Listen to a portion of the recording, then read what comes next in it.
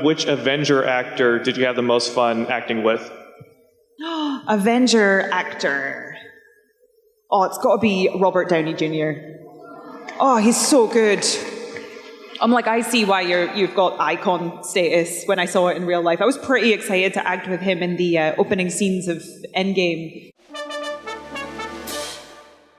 Let's welcome to the stage actor, companion, Avenger, Karen Gillan! Whoa, there's so many of you! This is so cool! This is so full. Standing room only. You could have finished your coffee. Should we bring it back out, your coffee? Oh, I was like, is it weird to drink coffee? No. It's so hey, casual. can we bring the coffee out? Come on.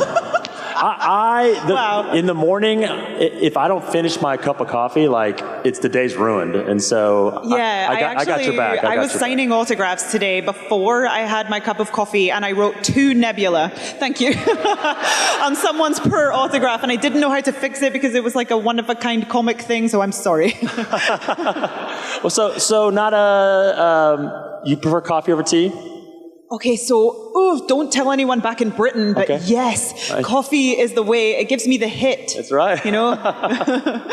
So, thank you for being here. Did you, when did you travel in, or have you been here? Did you fly in recently? Like, how? So I came from Manhattan yesterday on the train, which was quite novel. I'm usually living on aeroplanes, but I got to take the train, which was lovely, and I saw a little bit of the White House, and that was cool. So we met, a million years ago for half a second. I was backstage at, it was at San Diego Comic-Con. I think it was maybe right before or right after your first as Amy Pond. And at that time, I was not a Doctor Who fan at that time. And I had some sort of like weird aversion to it more when I was younger. But then my buddies made me sit down and watched the very first episode with you and Matt Smith, and I instantly fell in love. And Matt was my doctor, you were my first companion, and I mean, it's been a lifelong love affair since that time. So. Oh, yeah, thank you. That's so lovely. So we always ask our guests here, at a young age, did you aspire to be an actress? Was that something that you were like longing to do? Like, what was it like, as a young kid? Well, I actually brought my parents here with me. Oh, where are they? They may be in here, or somewhere. they've ditched me to go and see if they can see Biden. I don't know. But no, we were eating dinner last night together, and we were sort of just reminiscing and getting all nostalgic. And they were telling me how when I was really young in school, I used to go around doing this like voice of like an American Southern granny. That kind of sounded like this. Oh my God, can't believe I'm doing this in front of people. And so like that was like this thing that I used to do, and I started doing it around school when I was like really young. And then we were like, oh, it's so obvious that I was gonna go into acting. Like, I don't really know what it is that attracts me to it, but there's something about escaping myself for a start that's quite nice and relieving. And second of all, like probably just feeling like I really want to express myself, but being a little bit shy in my own body. So maybe it's my weird route to being able to express myself by pretending to be somebody else. Now, you're Scottish. Were there other Scottish actors that you were like looking up to at that time? Like, there were Scottish actors. There's not that many people in Scotland. So, in general. So, I mean, there's a few Scottish actors, but not really like ones that were right in the zeitgeist when I was growing up. Like, I was obsessed with Jennifer Aniston from Friends. There you go. As we all were. Yeah. Don't think Scotland has an equivalent of Jennifer Aniston from Friends. So was it weird? Like, just in your community, people thinking, yeah, you want to be an actor? Like, that's so strange. It was slightly implausible, actually, to sort of aspire to be in films and television. Being in theatre was a little bit more, people could comprehend that a little bit more. But I went to, lots of acting classes in Inverness in Scotland, where I'm from, and so there was quite a few people who were really interested in that, but I was maybe the only one that was like walking around with delusions of being in films.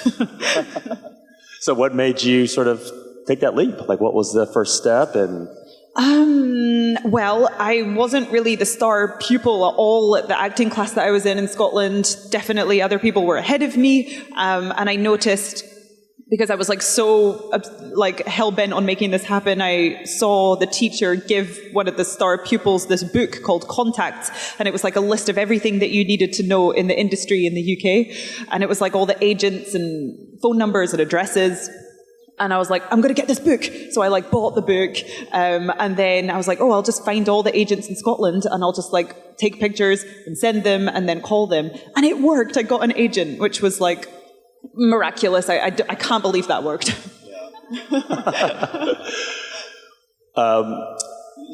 So Doctor Who has had an incredible legacy, a worldwide phenomenon, and especially, we just had Christopher Eccleston here on stage, and cool. so from his era forward, it was a phenomenon here in the West.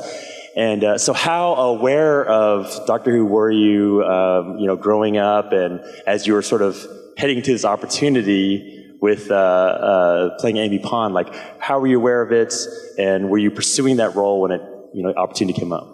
I was hyper aware of it because everybody is in the UK. Like you can't, people are born knowing what a Dalek is. It's just like part of our culture. Truly, like there's not one person who's like wouldn't go exterminate if you said the word Dalek. So I was really aware of it because it's like James Bond or something, like everybody's heard of it. But to the idea of like being the companion that seemed really, really far-fetched to me, to the point where actually my friend who's really into Doctor Who was like, you should try and get an audition for the new companion. And I like laughed in her face, which is like so weird to look back on now. But yeah, then what happened was my agent was like, I've got an audition for this, and I was like, really? And then I like went in, and then I got a recall, and I was like, really? And then just somehow it happened, and it was all very, very surreal. Was that character something that was already sort of fully formed, or as you, Karen Gillan, intersected it, did it sort of shape into something else? I would say that she was like well written and well rounded, even on the page. But I don't usually get this feeling, but after I auditioned for Amy Pond, I had this feeling of like, I think I have to be the one to do this. It was really weird. It was just like, I can't imagine anybody else doing this. She wasn't written as Scottish or anything like that. But yeah, so that was, and then I found out like an hour after sitting there thinking that. So it's like, I found out on the day, which was it never happens. As actors inhabit that role for the first time, and then now as you're looking back after a few years, what are your sort of memories of it? Like, what do you feel like, what do you take away from that experience?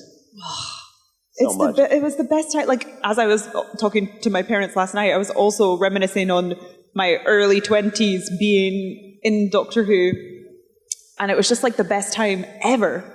Like, it was so fun just getting to like work with two of my best mates, Matt and Arthur. And we got to run away from monsters every day for a living and like be in our 20s and be like, this is our job. And it was just like, I don't know, it was like the best time ever. It also kind of felt like everything was ahead of me in a way too, because I guess that was my first big role. And so there was something amazing about that era that I'll never experience again, but like it was, I'm very, very nostalgic about it. Inevitably, a fan's going to ask this, let's just get out of the way. Your favorite episode, like, do you have one? Ooh, I'm going to say the 11th hour. I love that episode. Even if I wasn't in it, that would have been my favorite episode. I just think it's magical, and Stephen Moffat kind of had that ready to go from when he was probably a child and dreamed of being the writer of Doctor Who, and so, I don't know, I just think it's such a magical episode with little Amy too, my wee cousin Caitlin. Yeah. She's my cousin who played her. So many fans here of your work in the Marvel Cinematic Universe, but before we get to that, we have to take a detour. I loved Selfie. I loved Selfie. What? Yeah, and I'm shocked people have seen it. Well, part of it is that, even at that time, even now, there wasn't a whole lot of Asian American representation, especially when it came to like romantic comedies, romantic leads, and all that. And so I was already a huge fan of you, and then I'm already a huge fan of John Cho, so it was like a match made in heaven for me. And it gave you a chance to like really sort of express your comedic chops and a whole different side of you. Tell us about that experience, and what was it like? Oh, I loved working on that show. Like it was just so fun to first of all play a character that felt so removed from myself. It felt like the American granny, but professional and not a granny. But it was just like such an extreme character. She was like a social media obsessed, vapid, narcissistic woman who was trying to do better. And I guess it was a little ahead of its time in that way. She was like a proper influencer. And yeah, working with John Cho, he's one of my favorite actors. And we had such a great time doing that. Yeah, I just remember having like a really good time and being really tired because they kept writing monologues for me every day, which I loved, but I was also like, I can't remember any other words now. Well, Nebula has been a character that has gone through such an incredible arc over the years, with I don't know, 4, 5, 6 films or something like that. And, starting out as sort of an antagonist and then going through her journey with her sister, and then, of course, concluding with our last movie. Tell us about, at that time, the whole idea of Guardians of the Galaxy was absurd. Like that whole, that team, the character, the comic book just seemed implausible and it just absurd. In fact, I'm wearing, my company makes, oh, nice. It's a Guardians of the Galaxy jacket, so I'm wearing cool. it. Yeah, but it just seemed like it was impossible. So were you also looking for a potential MCU role? And when you read that script, what are you thinking? Like, it just seems crazy. I wasn't actively looking for an MCU role because that also seemed really implausible to me because that was like, what? That's like the biggest films in America? Like, what? So I wasn't like even asking for that because I didn't even think of it because it seemed far-fetched.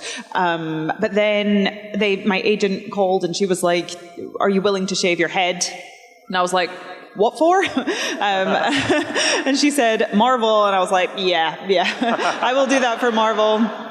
And then I like went in for an audition and I remember like being on the phone with my team being like, I'm going to be bald. Am I going to be bald? And they were like, can you just calm down? You haven't even you've done one audition and they're auditioning everyone. But then, yeah, I got to do a recall in London and I got to meet James Gunn. And we just sat in his office and I met his dog, Wesley, and he talked about what he was going to do with the film and the tone of it and everything. Because I hadn't even read the script by that point because they're so secretive. So yeah, I just kind of trusted him, and also I think I wasn't even thinking beyond the fact of am I going to get to be in a Marvel film? I don't know. I wasn't thinking people don't know the Guardians of the Galaxy or anything. I had a lot of trust in Marvel because of just the previous films that had come before. But yeah, it was, I couldn't believe that I got that. It was wild. And then I got to read the script after I got the role. What's James Gunn like to work with? The best. If you're an actor, you've got to work with him. Seriously. Pro tip. He's Go for it. Yeah, work with James. No, he has a natural authority to him as a person, but in a very kind way. So you kind of feel really like you're in safe hands and he knows what he wants. He knows exactly what he wants. So within that, he gives you so much room to kind of play as an actor. And he encourages you to offer things up, to try things. So how he works is, say we're doing a scene, he'll have a microphone like this, because usually the sets are so big. And he will be like, stop, do it again. And then you say your line again. He's like, do it again, funnier. Okay, do it like you want to kill him. And you're just doing the line over and over again. And he'll be like, do whatever you want. And you just have a fun run to kind of try something different. And there's something so freeing about that. And I got to improvise a lot more in Guardians 3 because I was too scared to do that before, but I got brave. And he was really encouraging me. So that was amazing. The makeup work is mesmerizing. From the first Guardians all the way through, when you're just looking at you, it is truly mesmerizing. Because, of course, you have Rocket and Groot and their CGI, but, you're practical. And Was it miserable? Was it, how extensive was the, how long were you in the makeup chair for, I guess? So I'm usually in the makeup chair for 4 hours in the morning, and we have to be ready to shoot on camera by 8 a.m. So you can imagine what time I'm setting the alarm. Which, it's hard. That's like the hardest part of the job, is the putting the makeup on. Yeah. And then what comes after that is I get to play a character that I love so much. So it's suddenly like, oh, it's worth it. But it's not the nicest sensation at, 5 o'clock in the morning. I feel like I'm being operated on. And then I also share a makeup truck with Pom Clementieff, who plays Mantis. And she rolls in at a lovely hour, and then she looks like she's getting spa treatments with her rose water and her diffuser, and I've got scalpels in my face. I'm like so jealous of her. Well, you went from Nebula to playing Ruby on Jumanji, and less makeup and less clothing. Yes. Tell us that experience and being in the jungle, the rock, craziness, bringing back something that was like a classic favorite. What was that experience like for you? Well, I'm a massive Jumanji fan. So when I heard that they were remaking it, I was like, what are you going to do with this? Like, immediately so defensive. And then I read the script and I was like, oh, this is like a totally different take. Like, it's going to exist in its own sort of area. And yeah, I was starstruck the whole time. It's like The Rock and Kevin Hart and Jack Black all together. I felt like some sort of fraud. Like, how did I worm my way in here? But no, it was amazing. And we got to shoot it in Hawaii in the jungle. And you say less makeup, but actually, you've probably noticed that I'm an extremely pale Scottish person, and Ruby Roundhouse is lovely and tanned. So that required 2.5 hours of makeup. Just to look good. Well, I remember there was a lot of critical pushback of the idea of remaking that classic. But as soon as it came out, it was just beloved, and of course sequels. And so we can't pass that without talking about the famous dance fighting sequence. That's awesome. What tells the challenges of creating something that's also highly choreographed, but also being awkward and being aggressive, but also being sexy, and tell us about the challenge of trying to do something, pulling off a stunt like that.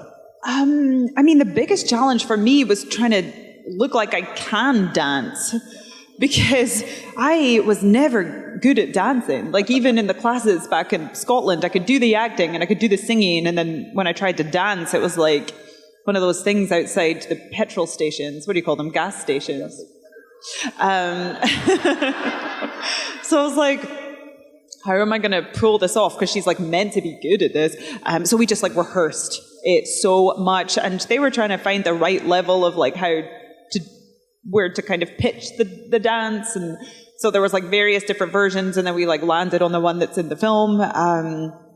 But yeah, it was just, I guess I was lucky enough to work with some of the best dance teachers and fight teachers in the industry, so they put their heads together and trained me every day to make me not look like the Thing. Tell us about what was it like working with The Rock? Dwayne. Working with DJ, that's what I call him, because we're friends. DJ is the best. He's so funny. I've seen him be funny in films, but seeing it in real life, I was like, his humor is top notch, and it's really dry as well. So that's kind of fun for a British person, dry humor. And I've never seen him get cranky. I've never seen him annoyed. I'm like, how are you doing this? Because also every day after we would be filming, and sometimes you're filming sometimes you're working for 18 hours in a day. There would be people waiting for him outside the area where the trailers are, and he would sign every single autograph and take every single picture. And I was just like, you're a pro. He really, really values his fans, I think, and that's really nice to see. Well, no one wants to see a cranky The Rock. That's a dangerous No, thing, I guess probably. because he's so big. Yeah. If he looks cranky, everyone will be like, are you going to kill me? Well, you are, I think, our first guest that had a line at the mic before the panel even opened. So, yeah, so they're already here, ready for you. So we're going to go over here. Tell us your name, how many awesome cons, and your one question. So go for it. My name is Amy. Hello. And this is my 4th or 5th Awesome Con. And my question for you is, how difficult is it for you to transition between your native Scottish accent and an American accent? Oh, good question. At first, it was a little difficult for me. And the first film I did in America was called Oculus. And yeah, some horror fans in the house. And I remember working with an American dialect coach because I had like really long monologues in that film. And I thought I had a really good American accent. And then she pointed out that I was saying dog would be like dog.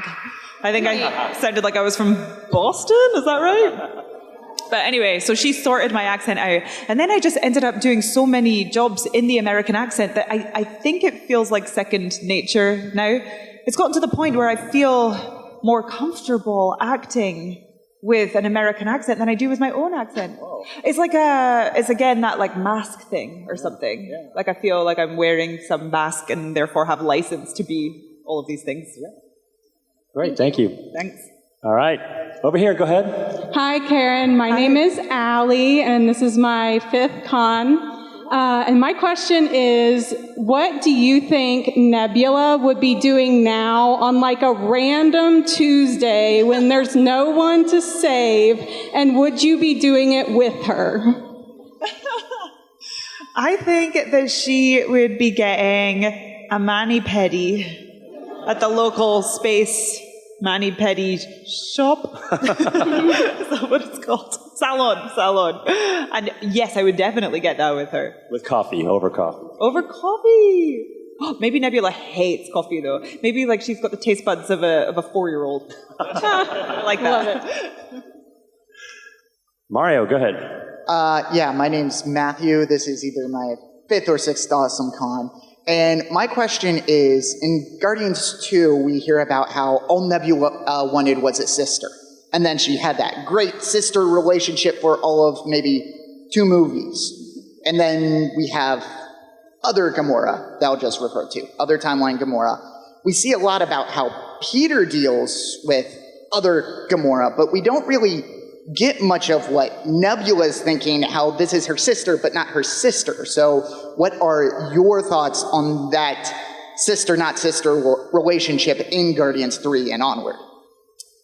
I think in Guardians 3, I almost view them as having switched places a little bit because, you know, Gamora is this sort of less evolved version of Gamora and Nebula has been through so much. And so I think she has this feeling of, I need to look out for her and take care of her because she is still in this place that Nebula used to be in herself. So I think she's kind of in caretaker mode more than anything. And I would say that across the board for the character. I think that she's really come so far in her healing journey and getting over her trauma that she's now starting to care for other people, which was probably one of the last stages of healing trauma, is like helping other people who have dealt with things. So I think that's where she's at now. All right, thank you. Thanks. Out of, you've intersected with all the Avengers and multiple films and crossovers and all that. Is there any particular actor that you've connected with that, or, over the years that you're, like a BFF? In the Marvel films? Oh, it's definitely Palm, Clementi F, Mantis. Okay. Oh yeah, she was a bridesmaid at my wedding. Oh yeah, she is the best girl ever. Yeah, she's amazing. Awesome. Okay. Yes, go ahead. Hi, my name is Billy. This is my first Awesome Con. Yay! And I was wondering, which Avenger actor did you have the most fun acting with? Avenger actor. Oh, it's got to be Robert Downey Jr. Oh, he's so good. I'm like, I see why you've got icon status when I saw it in real life. I was pretty excited to act with him in the opening scenes of Endgame, where they're, when they're like on the ship. Yeah, Infinity War, yeah. Was it? It's all blurring. But basically, we got to like improvise all of these. Endgame, it was Endgame, beginning of Endgame, right? Yeah. Go ahead. Oh, was it? Yeah. But anyway, we were on the spaceship and got to like improvise all these scenes together and play this paper football, which I had never played before. But it was fun because I got to see him do what he does best. He was like being funny and charming, and none of it was in the script. Because it was just very vaguely written, like they play paper football. There was no like details in there. They fixed this piece of machinery. So like all the dialogue was improvised, and I remember my adrenaline shooting through the roof because I'm like, I'm going to have to be like reacting, and I'm going to have to like come back with things that he's, because he's improvising lines at me. And that was quite scary, but actually it like was so fun because he really like really good improvisers set you up for success in a way, so you actually feel quite taken care of. And he was definitely like that, so that was a cool experience. Awesome. All right, we have a young fan here. Go ahead. My name is Ben Goldman, and this is my first time at AwesomeCon. Yeah! So, how was your experience during Guardians, Karen? How was my experience during Guardians? The best. I started playing this role thinking I was going to play Nebula for 8 days, and then I thought that she was going to die, that I was under the impression that that was the end of the character. And I was still so excited about that.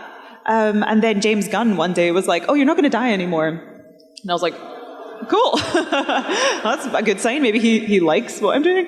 And then I got to come back for the second film, and I didn't know if it would continue beyond then. And then Kevin Feige was like, "You're gonna be in the Avengers a lot," and I was like, "What is happening?"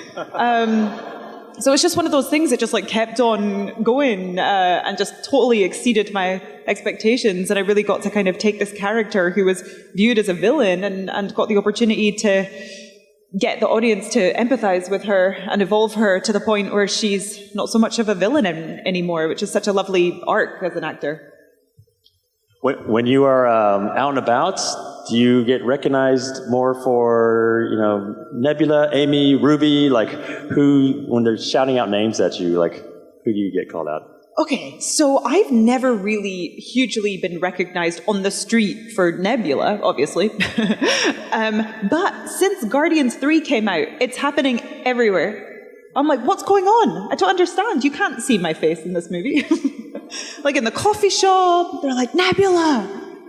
So I don't know what's changed, but now it's only Nebula. She's killed all the other characters. That's only fitting. Yes, go ahead.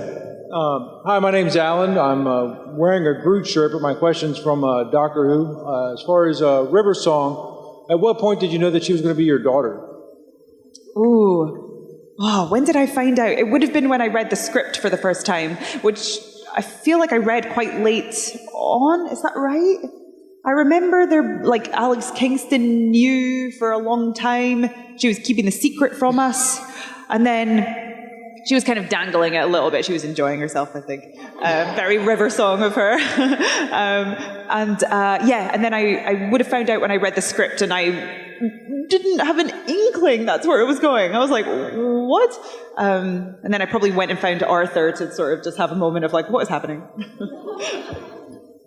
I got to say, you have I don't know if it's intentional or not, but the perfect TARDIS blue fingernails. I know. Yes. Which I didn't realize I did until I was signing about 200 TARDISes earlier. Yeah. I was like, it's Nebula / TARDIS. It is. Perfect. So, all right. Thank you. Okay, go ahead. My name is Michael. This is my 5th or 6th year. And my question was, what's it like playing the MCU character with the best developed character arc? Oh, thanks. That's so cool. Thank you. It's really cool to hear that because I am obsessed with the character, obviously. So it's nice that other people feel like she's had a good evolution. I feel really, really grateful, actually, because sometimes in the big films with a lot of big visual action sequences, you don't always get that much time to, you can develop the character a bit, but maybe you don't always get a lot of opportunity to do that. But with Nebula, I feel like the writers of all the scripts that she's been in, like mainly James Gunn, but then also the Avengers films, like they've really gotten behind that and really pushed her forward. And I don't know, it feels like everybody was really on board with the evolution of this character. And like even the composer, like the way he did the music in Endgame was like, I felt so seen by that composer. I was saying this the other day to someone because I had always played her like whenever she looks at Thanos, in my head she is really angry at him and hates him, but she's also desperately loves him and just only wants his approval. That's all she wants from him, even though she's so mad. So it's like this really weird mix of emotions. And then I watched Endgame and heard the music that the composer did for when I was looking at Thanos, and it was this sort of like swooning, obsessive style string music, and I was like, oh, he gets it. I felt like we were on the same page. That's good. Go ahead.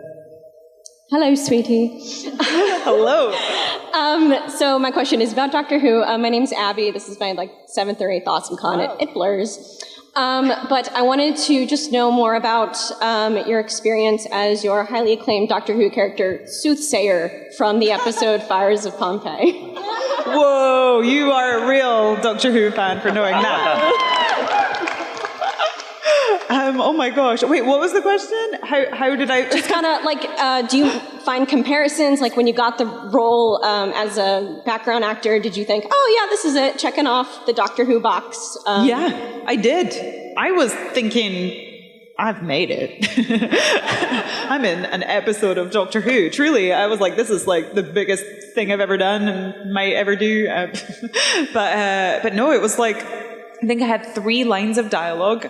Dined out on that for ages, telling everyone. But yeah, I remember we were filming that episode in Rome and watching David Tennant and Catherine Tate come out of the TARDIS and kind of do the whole scene where they come out of the TARDIS for the first time and kind of look at the world that they're in.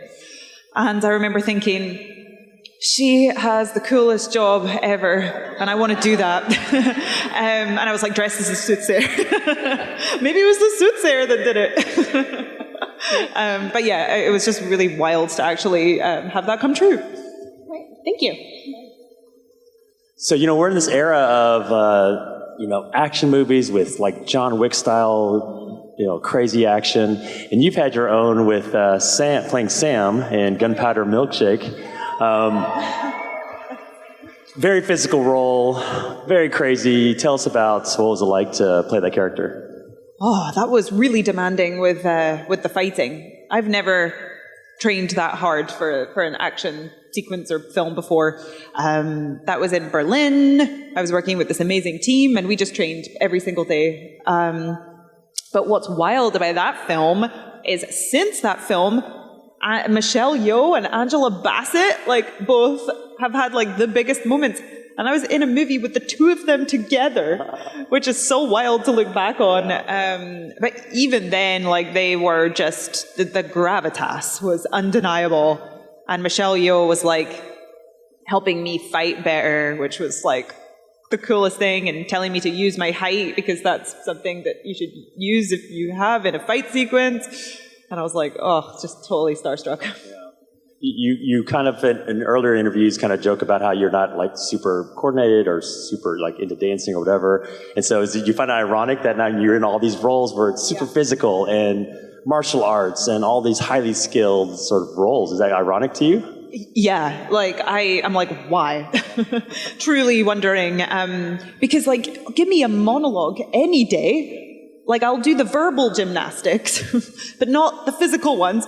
But so I've just had to work really hard to become more competent at it, because it's not something that's natural to me. I'd rather, but I am better, more naturally better with words than I am with the physical stuff. So I had to, just chip away at it to get to the point where I am, and I'm not too bad now. I wouldn't say I'm the best fighter in the world, but I can get away with it. You could probably take out about half of these people in the audience, I think, so probably. I won't, okay. but I could. All right, go ahead. Hi, Karen. I'm Sebastian. This is my fifth Awesome Con. So you're frequently asked if you would ever return to Who, but given over the past few years you've ventured into filmmaking yourself, I was wondering if you'd ever be open to the prospect of possibly directing an episode or two of Who yourself. Oh, interesting. I haven't even thought about that. I think that would be really fun. Yeah, that would be really, really cool. Yeah, and given how Who has a bit of a horror edge and you have ventured into horror yourself, I can imagine you do that pretty well. Ooh, so maybe it's a horror episode of Doctor Who, like a scary, spooky one. Why not? Oh my God, someone call Russell T. Davis. I would love to. That would be really cool. Yeah, let's put that on the universe for sure. So, yes, go ahead. Hi, I'm Emily, a longtime Awesome Con attendee. And my question is going to be in the complete opposite direction. I watched you on Watch What Happens Live with Katie Maloney. I know you like VPR, Vanderpump Rules. Oh, yes. Have you caught up? And is it as shocking as you thought it would be? Or do you have any thoughts? Because I've been dying to ask you this ever since I saw you on Watch What Happens Live. I don't know how many people watch Vanderpump Rules here, but Scandival. Oh, I just couldn't believe it. It's the talk of the town. I'm such a fan that I went down to one of their restaurants in Los Angeles and ordered everything on the menu. But no, was it as shocking as I thought?